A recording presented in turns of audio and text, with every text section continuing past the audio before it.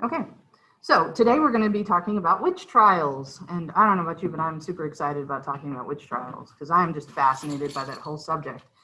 But of course, because we study transnational history, we can't just jump right into Salem into the middle of the witch trials. We have to go back a little ways in order to cover exactly why these things are happening. So I'm going to do that as quickly as I can, and I'm going to warn you up front that probably not much of this will be on your exam. So I just want you to have an understanding of why things like the Salem Witch trial happened in America because of things that were happening in Europe. So between the years of 1100 and 1750, tens of thousands of people died because of accusations of witchcraft, and possibly as many as 60,000. The last number I heard was 83,000, but I don't know where that came from and I can't cite it. So I'm going to stick with about 60,000, and 3,000 of those people were just in England. Okay, so we're talking about something that was all over Europe. But even for the small area that is England, like thousands of people were killed as a result of witchcraft accusations. Not as a result of witchcraft, as a result of witchcraft accusations. There's an important difference. Witches weren't killing tens of thousands of people. Part of the reason for that is something called the canon episcopae. Okay, how many of y'all are familiar with the idea of something being canon? Right, in canon in a fan base that you have, or canon in a game or something like that. Okay, so basically what that means is that everybody accepts that this part is definitely part of the facts of the situation, right? That's what canon basically means in most contexts that we use it these days. Well, the same thing was true of the church. We talked a little bit about how the church crossed all borders and spread out over the entire European continent. And it was really difficult to keep it all lined up the same way so that everything that was being preached everywhere agreed. So between the years of 900 and 1140, people began to set out to write down what it was that the church believed was true, and then to start punishing people who disagreed with canon. If something wasn't canon, you ran the risk of, if you were preaching something that wasn't canon, you ran the risk of being punished for it, because now there was a canon.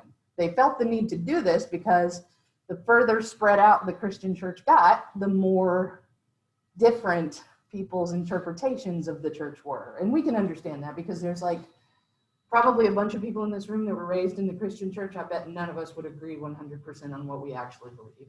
So that's a real thing that actually still happens. But the idea that you could enforce the canon and make sure that people were adhering to the canon was part of this, writing of these laws. In about 1233, the Pope Gregory IX, sent out people specifically for the purpose of rooting out people that broke canon, people that broke the law and preached things that weren't canon. And these were inquisitors. So we have several inquisitions that take place, and they kind of line up a little bit with the Crusades a little bit. We have Waldensians and Cathars, which you don't necessarily need to know that, but you need to be aware that like one of the things Cathars believed was that there were actually two gods. There was the Old Testament God and the New Testament God. And the Old Testament God was bad, and the New Testament God was good. So it was different from what the church as a whole believed. One of the things that the Inquisitions found were that people were often confusing pagan rituals with prayer rituals. So you light candles in pagan rituals, and you light candles in church rituals.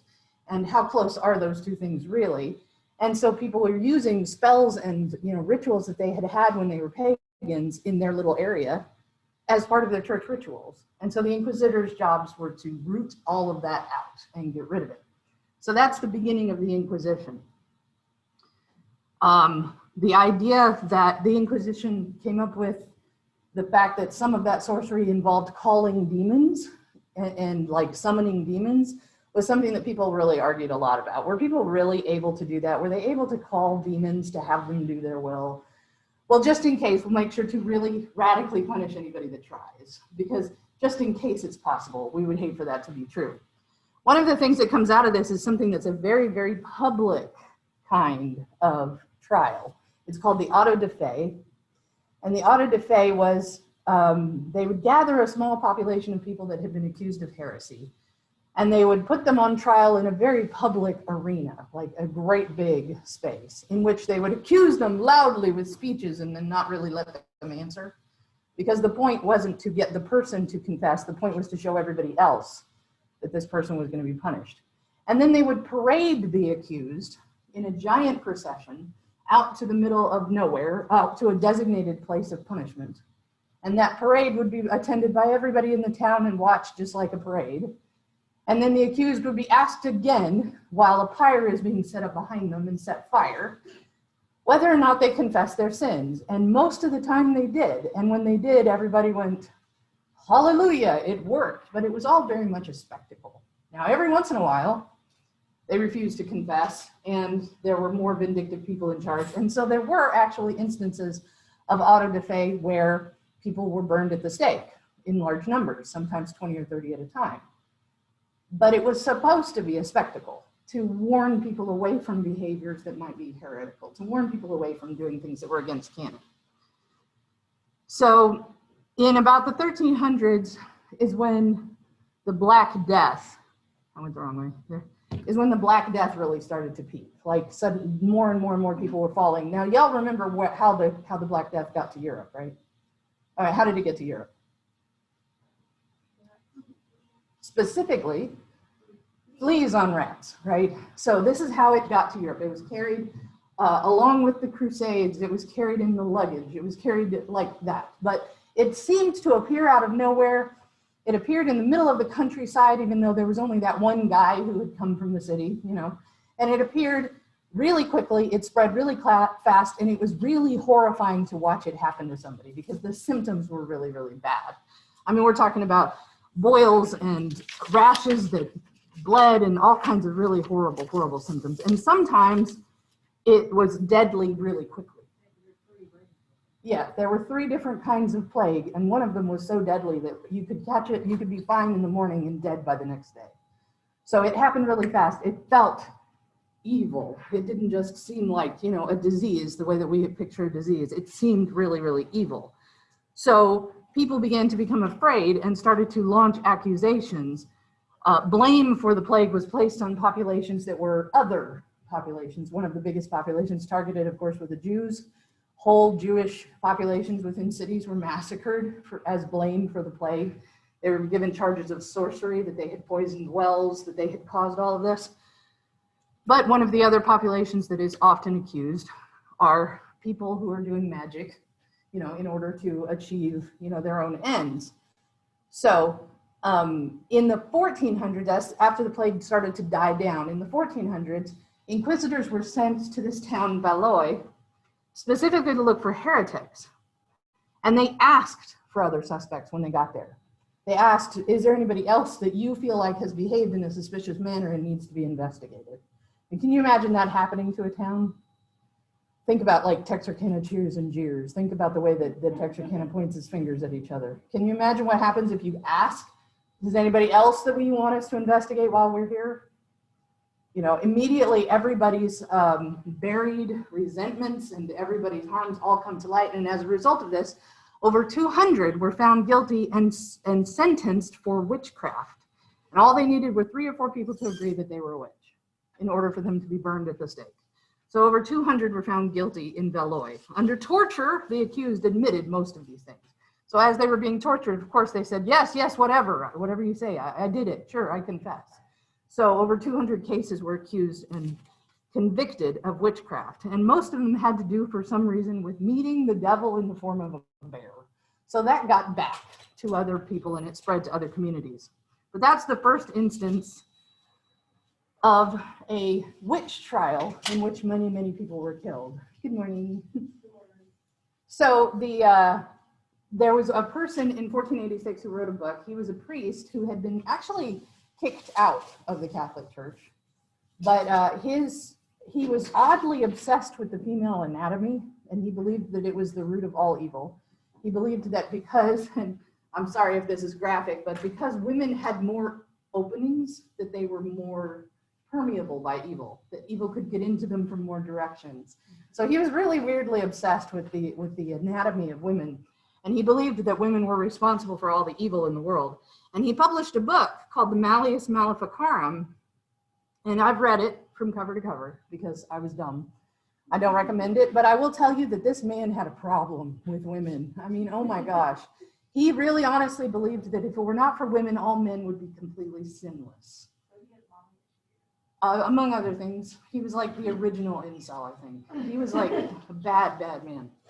But because of other things that were going on throughout Europe at the time, mostly having to do with heretical movements within the church, Protestant movements, things like that were coming out, that were starting to sneak into society, there was a selection of people who grabbed a hold of this book, and it became their user's manual. It became their manual for how to conduct an inquisition.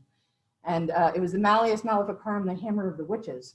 And it basically gave you tips on how to torture women in order to get them to confess to the witchcraft, which they obviously have already been practicing, because all women do. So this book became the book of the Inquisition movement, which was now no longer just trying to find people who were preaching things that weren't canon, but were actually really convinced that women were in widespread numbers summoning demons and making deals with them in order to curse their neighbors. So how that actually happens, where we go from people just not preaching what it is that the church wants you to preach to women summoning demons, is a result of the plague. Is because people became incredibly paranoid and superstitious during the course of the plague. But also it's the result of this dude here who had women troubles. So for a couple of 100 years, suddenly everybody is hunting for witches, okay? So I'm just gonna show you that where Heinrich Kramer actually lived in Germany is where it really took off. More than 35,000 witches and wizards were killed in Germany alone during this time period. And thousands less in Russia and Spain. So we have less records of witches in Russia and Spain. And Ireland just didn't care. They were like, whatever. But in England, it's pretty high. It's over 1,000 people in England during this one, witches and wizards being killed during this time. So what happened in the hunt for witches in Europe is that it went in kind of an arc. It built and built and built until about 1650 to 1680.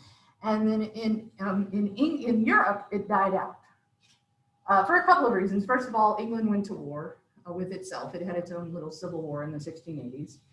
And so they got busy. Then also, I don't know if you remember us talking about new technologies and new sciences coming in through the Crusades. Well, that launched a scientific revolution that took a couple of 100 years to really get some traction on it. But in the late 1600s, it's really starting to get some traction. And so people are starting to ask questions about this whole witchcraft thing. You know, how likely is it that people are summoning demons rather than just catching germs, now that we know that germs exist? You know, so in Europe, they're sort of growing towards science and away from witch hunting. But I'm talking about 1680, the Puritan colonies were starting to be founded in 1620. So what happens is that a population of people leaves Europe and leaves England specifically during the witch hunting fervor, lands in America, and then it loses popularity and dies out in Europe. But it doesn't die out in America. They kind of hold on to the trend. They don't get the memo that we were over this whole witch hunting thing. So in the American colonies, they're still right there in the fullness of all of this witch hunting fervor. So what happens in the American colonies is that you have this perfect little recipe for witch hunt hysteria. They have all of their old world superstitions that they brought with them from England and Germany and wherever it was that they came from when they moved from the Netherlands, you know, this whole population. They have all their old world superstitions and none of the benefit of new sciences that are coming out in Europe. They have that designated role that Winthrop gave them. You remember, he was very specific, where whatever role that you're in, you are supposed to stay in that role no matter what, right? So if somebody does rebel against their role, people are deeply, deeply punitive of that. They deeply punish that behavior. Right on the edge of your world is a whole population of people that has practices and customs you don't understand, because the Native Americans are right over the hill. They're right on the other side of the river. They're right on the other side of the woods. So there's a whole population of people with practices that you don't know how they work, and they fill you with suspicion. And life is hard in the colonies. Life, illness, death, these things happen frequently. and they cause grief. And in grief, people get afraid and they look for somebody to blame. So it's a perfect little recipe for everything that you need in order to build a nice, healthy witch hunt, a nice, healthy witch trial. So, huh?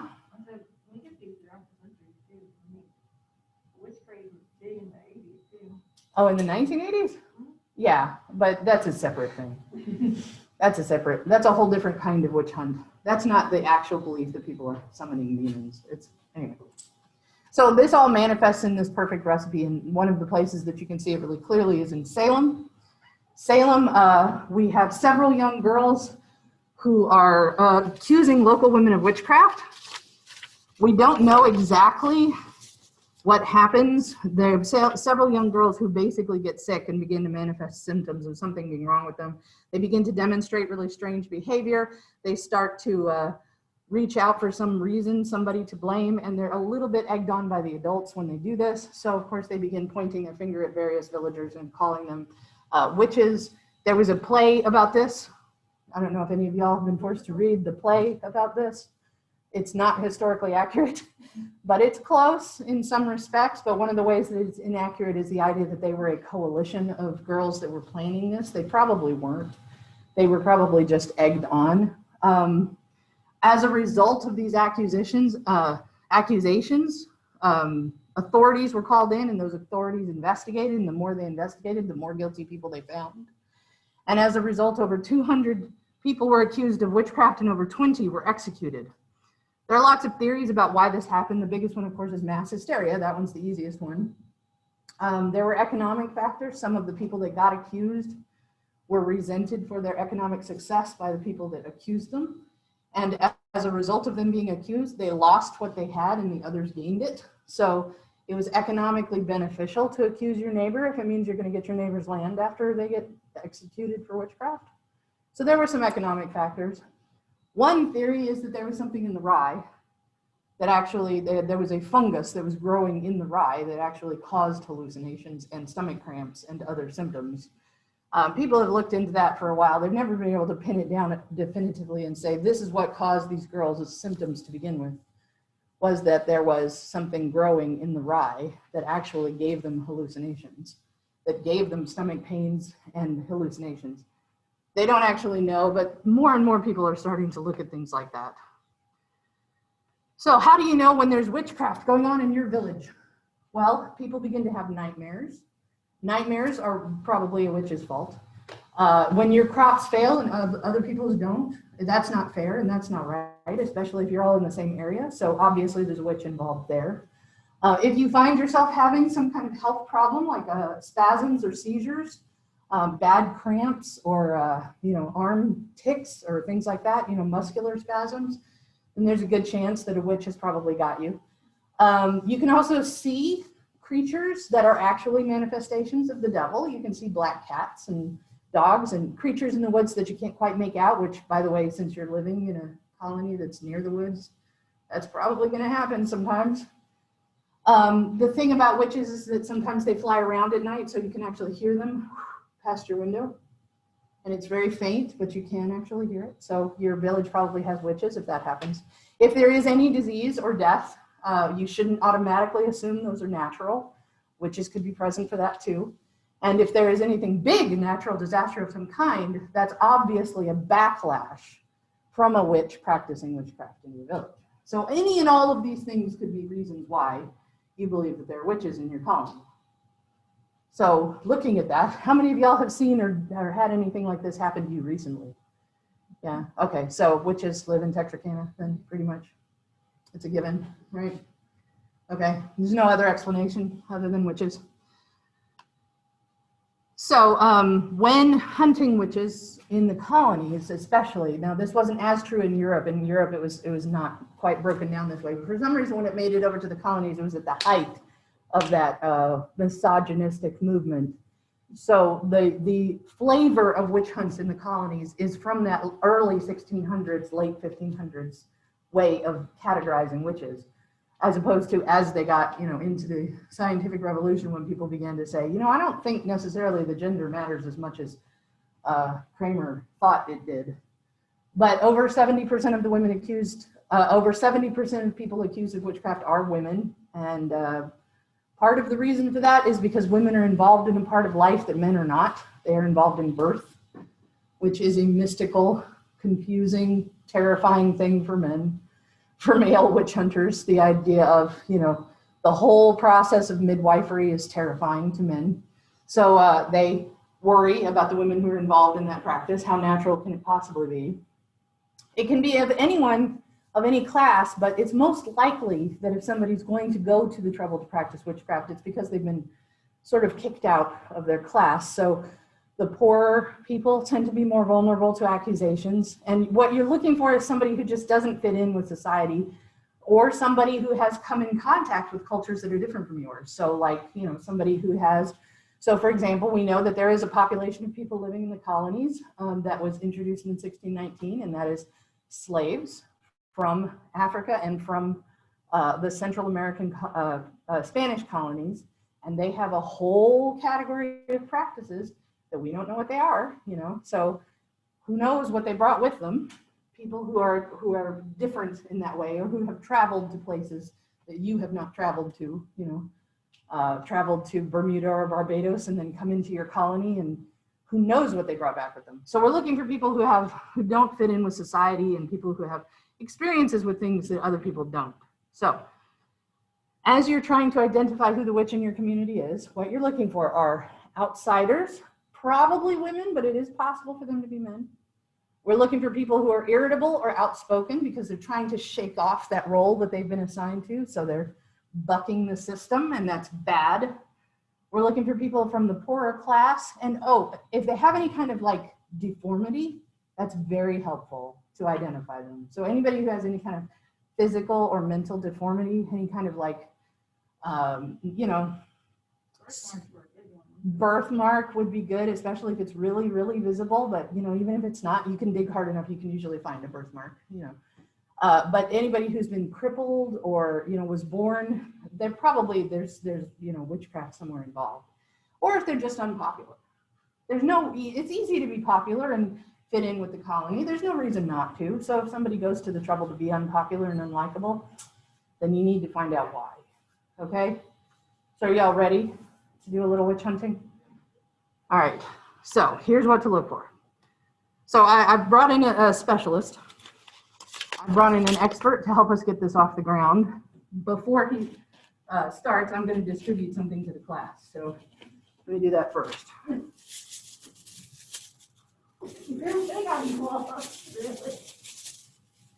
Okay. Do I have two? Because that would be cool if I had two gloves. I have two gloves. Okay. All right. We got just probably enough time to carry this off. How many of us are there? Somebody count. Let's see. 1, 2, 3, 4, 5, 6, 7, 8, 9, 10, 11, 12, 13. Perfect. Everybody gets 3 of these. Use. You mucking stuff? 1, 2, 3. There you go. You can go ahead and take a look at these. They won't make any sense right off the bat. So it's just pieces of knowledge that you have that are special.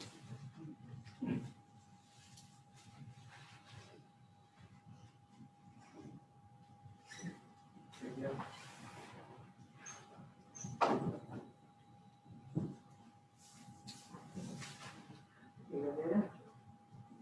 Trust me. Do the right thing. Important.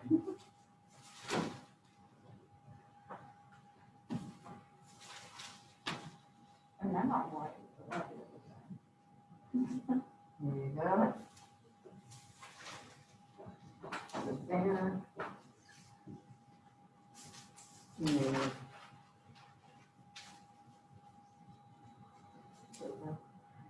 Oh, I gave people extras, now I don't have enough.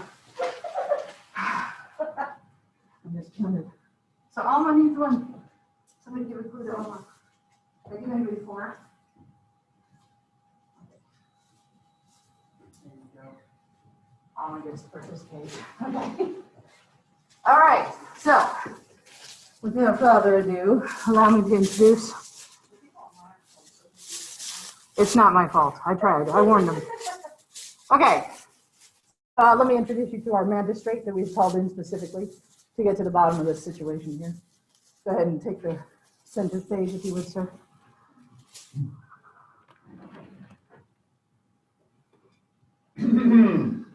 I am in receipt of a letter from the governor of this fair town that there have been many incidents of pain and suffering which could not happen to a good Christian town such as this without the interference of a person of dark and sinful alliances. According to this letter, I am given to understand that Goodwife Brambidge has twice been expectant of the birth of a child and has twice given birth instead to a child that is already dead. An infant, James, at 6 months old, seems to be tortured at all times and cries without ceasing. Farmer Talbot, who is a God-fearing and Christian man, has had his crop fail while others in the village have greatly thrived. Farmer Talbot is also tormented with pains in his stomach and back, as though a great weight is pressing upon him. And Hannah, who is the child of Farmer Bennett, wakes screaming at night. My poor town people, fear not. I will find the witch responsible for this misery. Let us begin with the stillborn babes. Tell me of the midwife, Widow Cohan. Who has evidence to present regarding the midwife? Okay, this is a 5-point activity. In order to get all 5 points for the class, you have to identify the witch. So, who has evidence about the Widow Cohan? Yes. Evidence, yes. Okay, Widow Cohan, the midwife, is often seen visiting with, I don't even know her name, Roma, I think. The old Ruma?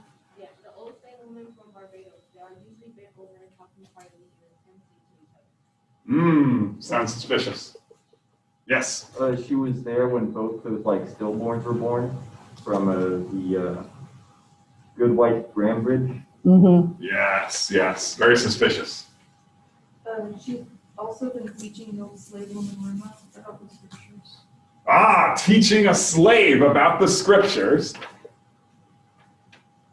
Sounds very. Ruma, the old slave woman, came from plantation Barbados. Barbados. Okay. Teaching the scriptures or consulting with Beelzebub? Let's see. Yes. The midwife has delivered many of the babies and it is beautifully and loved by the woman of the Say that again. The midwife has delivered many healthy babies and is deeply in the love of the Okay, so she's delivered a lot of healthy babies Mm. and is deeply loved by the women of the town, but she was there for both of these stillborn babies. Yes. But she's also delivered a lot of healthy babies. That's confusing, yes. We say something if it has to do with one of those people. Sure, whatever evidence you have is valuable. Schoolmaster Jacob instead has been witness sitting near Ah, the slave woman and writing in her book as she speaks. Ooh. Book of witchcraft, perhaps. From those pagan countries. okay, we have more people. More people. More witnesses. Yes, go. Ruma can quote the scriptures, but the reference that just because Ruma, the old slave woman, can quote the scriptures doesn't mean that she should be trusted even the devil can quote the scriptures. Indeed, truer words never spoken. Yes. Ruma, the old slave woman, has been busy in the middle of the night. No light can be seen inside her hut even after most of the town is quiet and asleep. Ah, yes. Darkness is the devil's time. Okay, Ruma, the old slave woman, was receiving a small bundle of plants from several relatives. Hannah brought Ruma a bundle Ah. of plants. Hannah, okay. Hannah's one of the victims. Yes. Yes.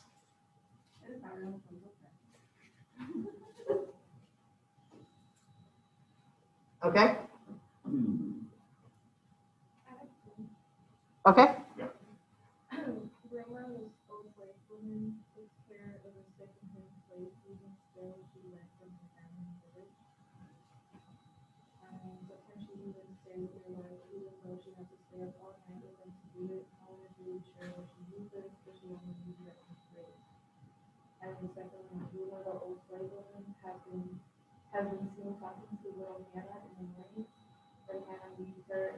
later, perhaps for more than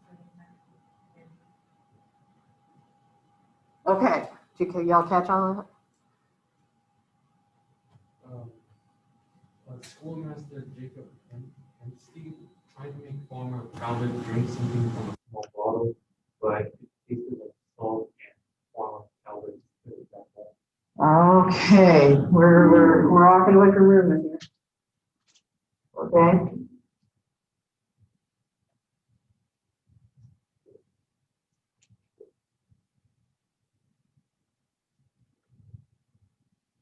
Go ahead. Good. I'm glad I can scribble while you Yeah. do that. Schoolmaster Jacob Hempstead has mentioned that he was fascinated about the island colonies of the West Indies. Fascinated about strange and pagan places. No good can come from that curiosity. Yes. Yes, go ahead. Any evidence?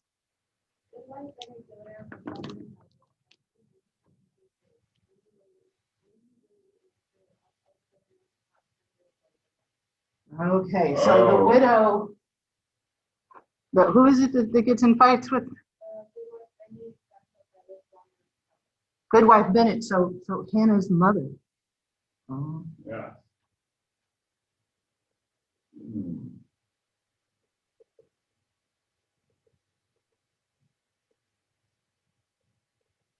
Okay. Go ahead. Yes, go ahead. Not all concept-based Farmer Bennett's crops are doing well. Indeed. All right, so the farmer whose child this is and whose wife this is, his crops are doing fine.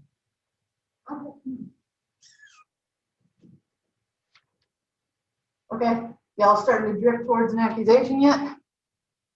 Y'all suspicious? Goodwife Bennett once saw Farmer Talbot hit Greenlawn Fields to the woman with a strap for bumping into him. Goodwife Bennett cursed Farmer Talbot for his cruelty. So Bennett cursed Talbot for being cruel to Ruma. Okay.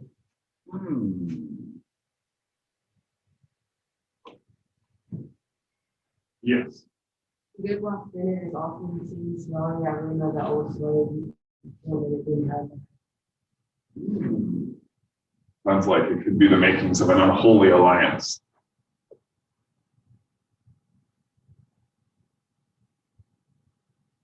Okay, my board's getting messy, y'all. Andrew. So these are both for Jacob Hempstead. He's only recently come to London. And he was seen walking with Leah, the single indentured servant. The single indentured servant girl. Anybody have anything on an indentured servant girl? Oh, Yes, much. Good. Yes. Schoolmaster Jacob Hempstead's only friend knows that Jacob secretly has strong affection for the other single indentured. However, Schoolmaster Hempstead is never spoken. okay. So that's probably what you want to. It's probably the most. Yes. Alright, so I have two ones.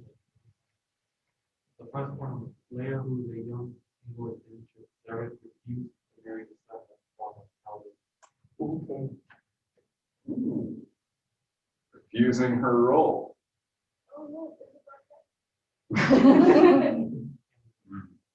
Who's it going towards? Or Yes, away from? who's it going? Either way, Yes. it could be valuable.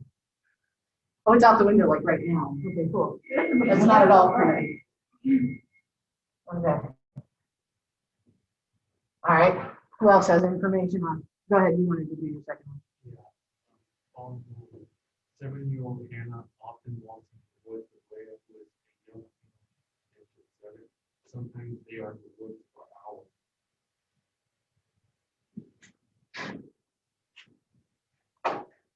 Okay. All right. So Hannah visits with Ruma and then walks in the woods with Leah and then comes back with plans for Ruma. Is that right? Am I getting that? Right? Okay. Who else has something? Let's go deeper.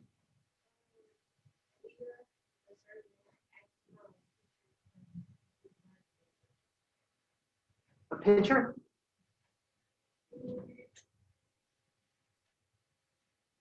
Huh.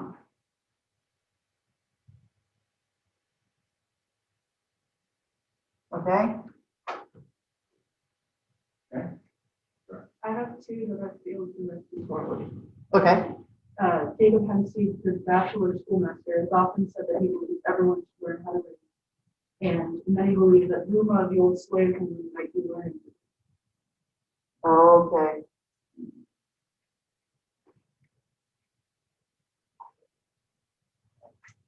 Okay, y'all got anything yet? Suspicions? Yes. No, that's fine.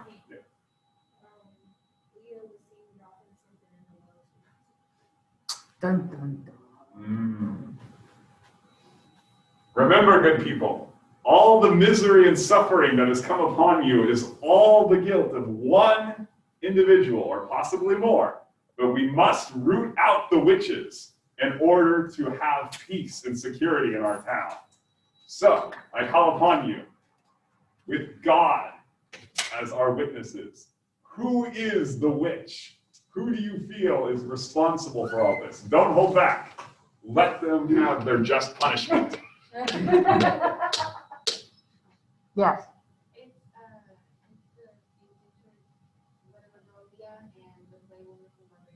Okay, you think it's one or both of these two? Okay, we're only going to try one at a time, so you have to pick one to go with for now. You're going to, okay, we have an accusation against Ruma. We have Ruma. So now we take a vote. How many of you believe that the witch of this town is Ruma? Okay, commit. Come on, people. If you believe it, believe it. Don't like half believe it a little bit. Just it's done. Okay, so we got 1, 2, 3, 4, 5, 6 out of 13. It's not quite a majority. You want to think about it some more? Yes, Joseph. Remember the poor infants. I think good wife Bennett might be something, or Bambridge. She might have sold her soul to the devil, which is why she's not able to have babies no more. Well, now that's an interesting point. That is. We have an accusation of Goodwife Bainbridge. Anybody, shall we take a vote on Goodwife Bainbridge? Wait, did you have more information?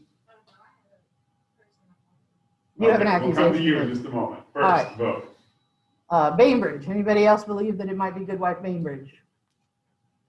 Sorry, Joseph, but we'll have to chase that rabbit a little bit further, probably. Yes, Jada. Accusation. The schoolmaster. Schoolmaster. But he's male. Yes. That's weird. What makes you think it's the schoolmaster? Because he writes everything that Ruma Oh, says. Oh, maybe she's bewitching him. yes. No? Okay, well, we have an accusation against Yeah. Jacob Hempstead. Do we want to take a vote? How many people believe that the witch is Jacob Hempstead? Jada. It's just you. Yes. I think from what he said, I don't think it was the white background that sold her soul. I think it was little Chloe who sold her soul to the devil. They have to sacrifice their 2 babies to the devil. Oh, okay. So the good wife who has so many successful births and who is good friends with most of the village had to pay a price and sacrifice One widow mother Bain, sold their soul. good wife Bainbridge's children to that sacrifice is what you're saying. So widow Cohan, anybody? Votes for widow Cohan? Remember, people, we must eradicate the evil in this town. You cannot be passive. You must act to root out. Alma? The widow Coleman, Uh-huh. like, it's suspicious how everybody in the town loves her, how nobody has to pay wages and all that. Yeah, she was present every single day of the tragedies and stuff. Mm-hmm. Like, for the baby, she was there at birth. And then she's like everywhere. Mm-hmm. And nobody like chooses her. Nothing.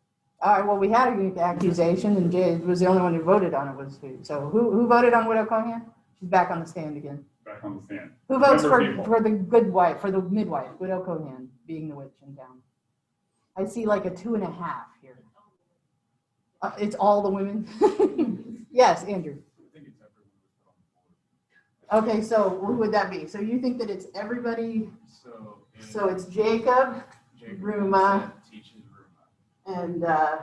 good wife Bennett, and Leah. Leave and train. Leah's in training. Okay, all right. The root of it is Roma, and I think she's been with Jacob because Right. But she's like she said, she's training Leah to be the training with. Oh, and Jacob just happens to be in love with Leah of all people. Yes. Who works Yes. with Ruma. What's that word that Huh? Yeah, right. Okay, so do we have an accusation against Ruma again? Are we going to re-accuse Ruma? I think they're learning from her that she brought it from her home. That would make sense. That would make sense. Other cultures are bad. Okay, so Ruma, one more vote. Anybody who I believes it want might be to Ruma. remind you all. 6, 7, 8. We have a majority. Yes. Ruma dies. Dies. But she's not the witch. She's not the witch. So, but she's dead now, so it's okay. Yes? Oh, I think it's Hannah's mom, You think it's a good wife Bennett? because it's either Goodwife Bennett or Hannah herself. The 7-year-old? You never know. That's brutal. You must work with children. Everything goes, You must actually work with children and be aware of how evil they can be. Everything goes wrong with the Talbot, Uh-huh. and they have issues with the Talbot. Right, there's obviously a grudge there. All right, so good wife Bennett is up on the is up on the chopping block. Who else believes that it might be secretly good wife Bennett pulling all these strings? Because Bennett is captain for That's right, That's that's true. right. She's right at the crux of all of And these their daughter is tragedies. in everything. Right, and it's her Yes. daughter who's suffering, who wakes up screaming. That's what she's suffering from. She's not sick, she's not unwell, she just wakes up screaming. She also has a close connection with Ruma, who's now dead. Right? Yes. Right? That's right. So good wife Bennett? All in favor of accusing good wife Bennett? 1, 2, 3. That looks like a majority. Excellent. Good wife Bennett is dead. Nope. Y'all are getting closer though, I will tell you that. You are definitely getting close. You've been really close a couple of times. I still think it's Hannah. better safe than sorry. Well, don't confuse the Bennett girls with the Bainbridge girls. Remember, it's Bainbridge who had miscarriages, not Bennett. Bennett's fine. Well, except that she's dead now. The mother and daughter, they're like crazy. Oh, yeah, I see what you mean. Yeah. Also the child. All right, anybody else got any accusations you want to make? Anybody else thinking hard about somebody? Oh, I think it's Leah, You think it's Leah. Why do you think it's Leah? for a lot of reasons. Okay, anyone in particular? Leah has a lot of relationships. She had relationships with, I think, both the people that are dead now. Ruma and good wife Bennett. Yes. So she has relationships with dead people. And she spends a lot of time with Hannah, who keeps waking up screaming. Yes. Yes.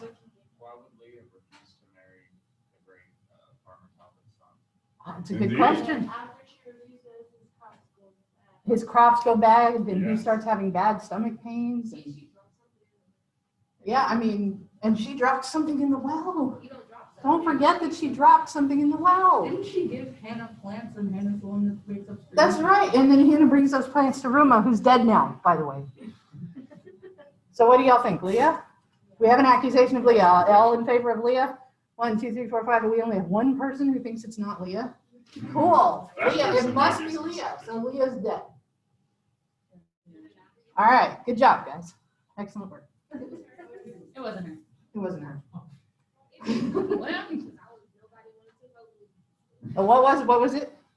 You still think it's Steve? Okay, we can come back to Jacob.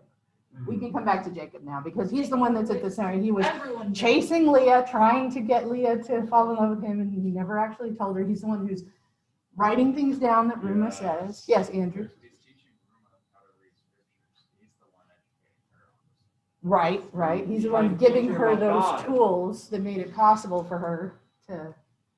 Yeah. Okay. So we're talking about Jacob now. What do y'all think, Jacob? All in favor of Jacob? Ooh, it's getting thin. We're not ready Remember, to commit people, to Jacob. Okay, We not must quite enough of a root out the majority. evil. We're running out of time too. We've got like 2 more minutes left in Yeah. class, and y'all are about to lose all 5 points for You're today. fine. So you're voting for what? You're voting for Jacob? All right, so all in favor of Jacob? Oh, thank goodness. I thought y'all weren't going to make it. Phew. All right, so Jacob's dead. And he's not. It wasn't him. It's widow. No, I think it's Farmer Talbot's son, James Talbot. He just doesn't cry. His son never stops Did crying. we kill the? That's true. His He's been infant never possessed stops by a crying. So devil. he's like secretly a manifestation of the devil, just Yeah. spreading. All right, y'all have 1 minute left. Nail it down. Infant James Talbot. Andrew? If we get rid of all connections to witchcraft, then we have to statistically have gotten rid of the witch. That's absolutely true. And that is the only way to really actually do it, is to get rid of everybody who might Yes. have been. I like this Good plan. We're gonna idea. kill the Kill tower. everyone. Anybody who might have been associated with the witchcraft that's happening in this town, then the only people that will be left will be people who aren't associated with it, right? Yes. Kill Farmer Until Talbot. there is. Sounds So like we a need good to idea. kill, let's say, all the victims. Yeah. We need to get rid of Hannah. She needs to Yeah. die. So Every none single of one. them. And we need, so, all right, walk me through it. Who are we killing? We're killing Farmer Talbot's son, Yeah. Hannah, Wait, Farmer Bennett. Yeah. Did we kill Hannah or no? No, we're doing it now. Can we- Farmer killed Talbot them all. himself. Yeah. It was none of them. We'll just- And, yeah, okay. Anybody left? Widow Cohen? Oh, Widow Cohen. Yeah, Yes. she's not up here. Okay, so There let's she kill is, Widow yeah. Cohen. Was nobody. All right. So do you think you got him? Do you think you got the witch? Is Hannah gone? Hannah's Yes, gone. Hannah's gone. Everybody's gone. Okay, good job. You definitely did not get the witch. Was nobody. Because there wasn't one. Hey, I said that. I know, we burned you like really early in the trial for that. You walked out of the room and you're like, she's dead. She thinks there's no witch. There's only one reason somebody would say there's no witch. Because they know they're the Yes, they witch. are a witch. Yeah. Okay, so everybody gets 5 points for this activity. This was just a joke. I don't mean Okay. it. You know I don't mean it. But the pressure that you feel to find out who is responsible for all of these things, the pressure that you feel, was something that these Puritan colonists brought with them from Europe when they settled. The idea that this was something that could definitely happen in their town, that witchcraft could happen, and that if a witch appeared in their community, they had a responsibility to root that person out, and it was better to kill a dozen innocent people and one guilty person than to let one guilty person still exist inside your village. So that pressure that you feel to find the person responsible, that's all I wanted you to get out of this. So what do they do when they stop the population? Yeah, pretty much. If they really genuinely believed that they had caught the witch, a lot of times these witch trials would die, but by the time they catch it, 8 other people have been executed or put in prison and had everything taken from them while they were hunting for this person, which basically didn't exist. The reason that Good Wife Bainbridge's babies were born stillborn is because babies are born stillborn sometimes, you know? What if you get further into this, and we do this for another half hour, I have a whole nother bag of clues, and you find out that we just don't have time for it, but you find out that there's a family of Quakers living in the woods, and you had that and you didn't say anything. I had that note too. Yeah, there's a family of Quakers living in the woods that Hannah likes to visit, and they give her plants to bring back to Ruma so that she can treat the slaves, because the slaves don't get treatment with all the good medicines from the town. And there's perfectly rational explanation for all of this. You withheld beneficial evidence, Savannah. It's just that they were friendly with the natives. Yeah, they are. They would have been another accusation, though. You would have been like, I think it's the Quakers. So that's what would have happened. Okay, good job, everybody. There will be a assignment portal for this. All I want you to do is just write what did you gain from this experience, and it's going to be really easy to do by Sunday, but I haven't posted it yet, so don't go looking for it.